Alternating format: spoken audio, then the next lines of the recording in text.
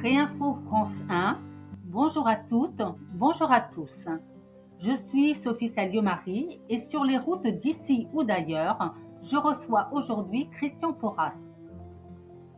Christian est réflexologue à Bondoufle dans l'Essonne. Il est marié depuis 30 ans et il est père de 2 enfants.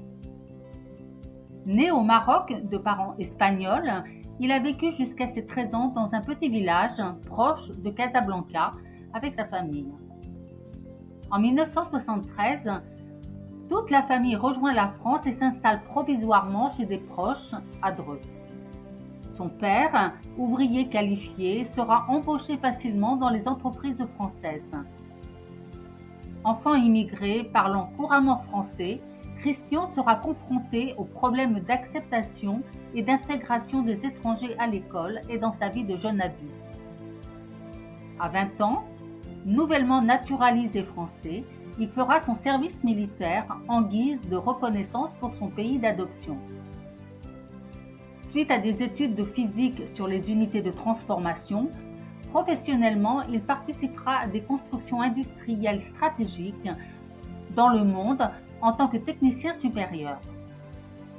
Au service de l'autre, il sera sapeur-pompier, formateur premier secours dans son club de plongée en apnée, sauveteur en mer, détenteur du MNS. Ex-marathonien, il pratique les sports aquatiques, la course à pied et le vélo. Engagé dans tout ce qu'il fait, homme de foi, il revendique sa joie de vivre et l'intérêt majeur qu'il porte à l'humain. Aujourd'hui, jeune retraité, dynamique, altruiste, attentionné au bien-être du corps, il est certifié en réflexologie et en tant que professionnel, il reçoit sur rendez-vous dans son cabinet en Île-de-France. Bonjour Christian. Bonjour Sophie. Quels sont vos plus beaux souvenirs du Maroc? Eh bien moi, ça a été... j'avais mes chiens d'abord, ça c'était un bon souvenir. Quand on se baladait dans le Maroc, c'est magnifique parce qu'on a les montagnes, la mer, bien sûr la neige, et on a des couleurs magnifiques dans ce pays, pays plein de folklore que j'apprécie. Votre ressenti en arrivant en France? En arrivant en France, pour moi, j'étais plus français que certains. Pourquoi ? Parce que d'abord, on a eu la culture française à l'école, au lycée, et on a pensé, et on a mangé français, et on a salué le drapeau français. Et je trouvais ça bien injuste quand à l'école, on me disait « tu bouffes le pain de nos Français ». Voilà. Votre réaction suite à cela? Eh bien, de me poser la question si vraiment il fallait pas que j'y retourne ou que je retourne en Espagne voir ma grand-mère, ça faisait réfléchir, mais bon. Des différences? Pour moi, il n'y avait pas de différence entre ce que je vivais au Maroc et ce que je vivais là, à part les remarques de mes camarades. C'était pas du tout justifié, mais il n'y a rien qui peut justifier des remarques de cet ordre-là. Les contraintes d'un étranger sur le sol français? La procédure à tout étranger en France, c'est de se soumettre à la carte de séjour, à la carte de travail, à aller dans les commissariats, à se faire un petit peu bisuter, etc. Ça, c'était le plus dur. Comme si on n'était pas légitime à travailler sur le sol français. Voilà, ça me paraissait le plus dur quand il fallait renouveler les cartes de séjour en attendant la naturalisation. Des différences avec les autres enfants? Pour moi, il n'y avait rien qui nous séparait puisque je n'ai pas de type ni hispanique ni marocain. Je n'avais pas de différence, même pas l'accent, et c'était simplement, peut-être, ils entendaient ça de leurs parents, et donc ils n'avaient pas réfléchi aux conséquences quand ils disaient ces phrases-là au collège, au lycée, etc. Voilà. l'intégration, à votre avis, comment faire? C'est pour ça qu'en parler dès le plus jeune âge, à la maternelle, dans les familles, dans le monde de l'éducation, etc., pour ne pas faire ces différences-là. Votre retour au Maroc, J'ai emmené une fois ma femme, on a fait le tour du Maroc, pour mes souvenirs, pris un guide pour le sud, c'était bien, mais quand on est en vacances, ça se passe toujours bien, hein. Quand j'étais en activité, j'ai travaillé aussi à Casablanca, à Marrakech, à Kénitra. Mes missions de mise en route d'entreprises comme des papeteries ou des offshore pétroliers ou des sucreries, ça m'a amené pour mon travail aller en Afrique et spécialement au Maroc. votre passion pour le marathon, Le marathon, c'est quelque chose qui était en moi depuis longtemps, bien sûr mûri. On n'y vient pas au marathon du but en blanc sur une tocade. C'est toute ma vie, je me suis entraîné et le but de tout entraînement, c'est se mesurer à quelque chose de plus costaud, de plus adéquat à notre forme. Et c'est pour ça que j'ai choisi le marathon, mais aussi parce que c'est une épreuve mythique où toutes les barrières qu'on trouve dans la vie, on le retrouve dans ce sport, de ne pas baisser les bras, de faire travailler le travail d'équipe, intercoureurs, pour se conforter, se réconforter, de continuer à avancer. Donc c'est une école de la vie, on ne rebrousse pas chemin, on termine. Voilà, peu importe le score, peu importe le temps, mais comme on dit, on s'engage et on termine. Et s'il y a des obstacles, on les contourne et on fait face individuellement et en équipe à traverser ce challenge-là. Donc ce sont des valeurs très fortes dans le monde du travail, dans le monde, dans la vie sentimentale, etc., qui nous renforcent, les bienfaits de la pratique du sport, La pratique du sport, pour moi, c'est comme se laver les dents. C'est une hygiène de vie. On a un renforcement de la santé qui vient. On a, en même temps qu'on a fait du sport, on a partagé avec les autres. On a appris l'entraide, la solidarité. Et comme on disait Rabelais, un esprit sain dans un corps sain. Et ça me va bien. Parce que j'ai voué ma vie à cet entraînement-là. Je me suis diversifié après pour ne pas me casser au niveau de ma charpente. Parce qu'au bout d'un moment, quand on est trop monosport et qu'on veut faire encore des performances ou les réitérer, etc., on va aller vers l'usure du cartilage, etc. Il faut à un moment donné choisir et se diversifier. Ma diversification, elle est venue par le milieu aquatique, par le sauvetage, par les activités nautiques. Puis après par la plongée, par l'apnée, cette hygiène de vie de la course à pied.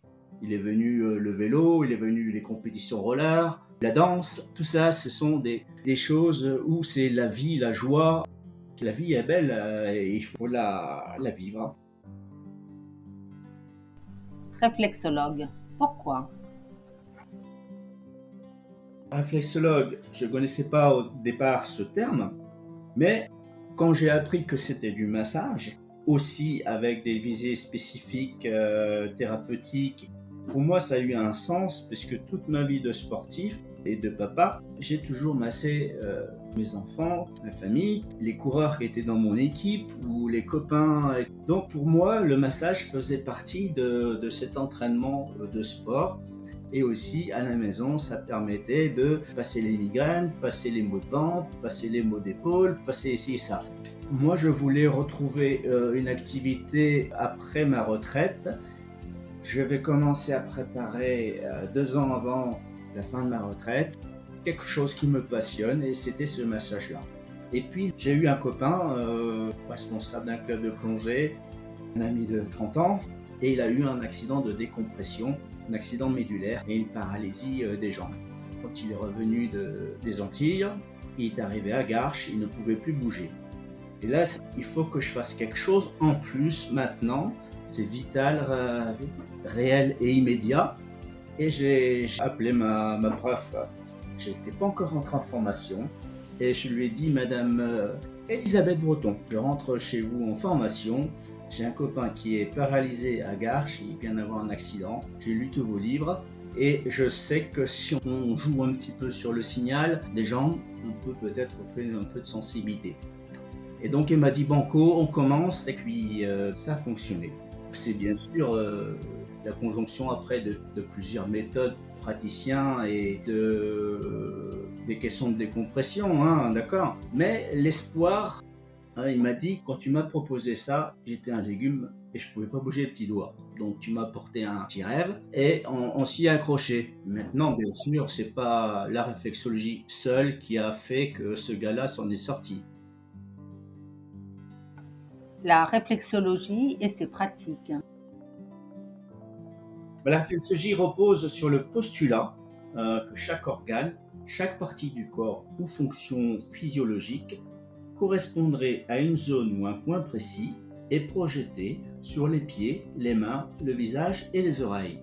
Alors on dit c'est une grande phrase, mais ça veut bien dire ce que ça veut dire, c'est que on a vraiment une carte sur le pied comme sur les mains, etc., hein, de l'ensemble du corps. Quand on prend le pied, c'est vraiment le corps en miniature.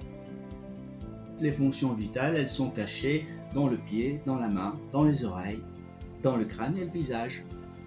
On peut faire plusieurs protocoles pour venir soulager la personne de ces maux ou alors simplement en vue d'une détente simplement.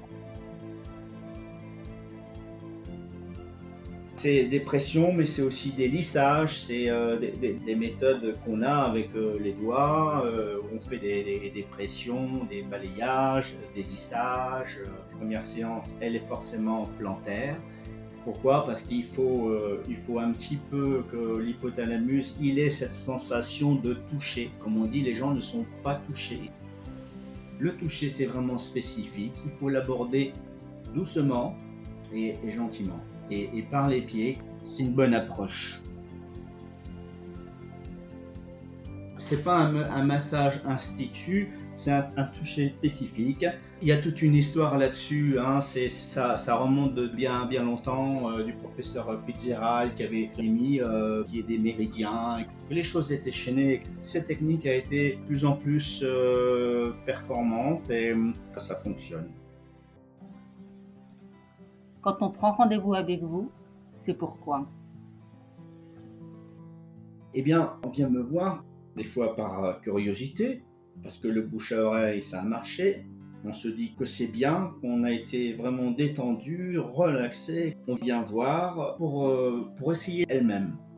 On vient me voir aussi quand on a des troubles fonctionnels, c'est-à-dire on n'est pas médicalement malade. On peut avoir des maux de tête que personne n'explique, on peut avoir des douleurs aux épaules, aux mains, au ventre, de l'angoisse, de l'anxiété. Tout ça, si ce n'est pas d'ordre médical, qui peuvent aller justement pour la relaxation. Le déroulement de votre consultation.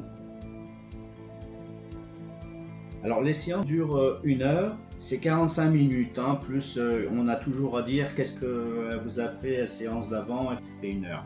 La première séance, elle est à 1h15, parce que l'entretien, il est un petit peu poussé, l'écoute, le ressenti, qu'est-ce qui a amené la personne à venir me voir, quoi. On vient faire un rééquilibre. On envoie des petites impulsions pour mettre le corps en onde alpha. L'onde alpha, c'est quand on dort. Le thalamus va se mettre au minimum technique, va vraiment faire le point. Ces pressions qu'on va envoyer ou ces lissages donner un tas d'informations par la peau qui vont remonter. Et le thalamus va pouvoir décider par le système sympathique et parasympathique, c'est-à-dire le système autonome, que les choses lui conviennent ou ce jour, il va s'en rappeler. La prochaine fois de la seconde séance, pas trop accolé à la première, hein, c'est tous les 3 semaines. Eh bien, l'hypothalamus il va dire mais je connais ce petit mouvement, ce petit balancier, ce petit onde alpha, etc. Donc on va venir capitaliser, tracer, renforcer l'axe du stress et pour le faire baisser encore une fois à la deuxième séance. L'automassage en réflexologie, c'est possible? Oui, on peut faire des automassages. C'est ce que je conseille après quand les personnes sont un petit peu autonomes. Je discute avec eux, je leur montre ma carte. Vous pouvez vous relaxer les pieds avant de vous coucher. Vous pouvez vous relaxer les mains en un feu rouge. Vous pouvez le matin vous relaxer le visage 5 minutes en faisant des traits sur le maxillaire, le sourcilière. Je leur donne des conseils et ces petits gestes simples, ça permet justement que le corps apprécie. On appelle ça un équilibrage qui se fait au niveau du corps. On appelle ça l'homéostasie. Comment procédez-vous? Eh bien, je demande à ce qui a poussé le client à prendre rendez-vous. Je lui demande s'il a connu, s'il connaît ou s'il a déjà eu une séance de massage réflexologie.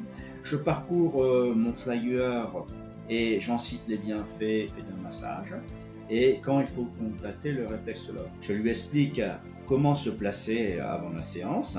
Je lui dis pour bien apprécier, pas la peine de savoir ce que je fais dans ma technique parce que ça va un peu le parasiter. Je lui dis de bien profiter, de se laisser aller et d'apprécier la séance. Et je lui dis que c'est bien pour lui. Voilà, c'est comment je procède. On se détend et on peut s'endormir. À 80%, ça s'endort. La technique, elle est faite justement pour rabaisser en ondes alpha. Et les ondes alpha, c'est les ondes d'endormissement. Bon, après, ils me disent qu'ils ne se sont pas endormis, mais moi, je les ai vus partir dès les 10 premières minutes. Et ce qui fait qu'à la fin de la séance, ils croient que c'est 5 minutes qu'ils ont passé, et ils ont passé 1 heure, mais ils se sont délassés, complètement légers, mais ils n'ont pas dormi. Votre devise? Moi, je suis optimiste et le passé, c'est bien faire le bilan, mais moi, c'est l'avenir que je vois, le présent et l'avenir. Je ne suis pas à regarder derrière. Voilà, je suis un homme qui va de l'avant. Des devises, j'en ai eu plusieurs. Sapeur-pompier, c'était sauver ou périr. Pour les sauveteurs en mer, c'était pour que la dernière larme ne soit pas de l'eau de mer. Comment vous contacter? Eh bien, c'est très facile. Alors, le site internet, c'est www.antistressreflexo.com. Joignable au 06 21 66 73 01. Je vous remercie, Christian, d'avoir accepté mon invitation. Je vous souhaite une excellente retraite. Merci. Au revoir. Au revoir, merci Sophie. C'était Sophie Salio-Marie sur les routes d'ici ou d'ailleurs, Réinfo France 1.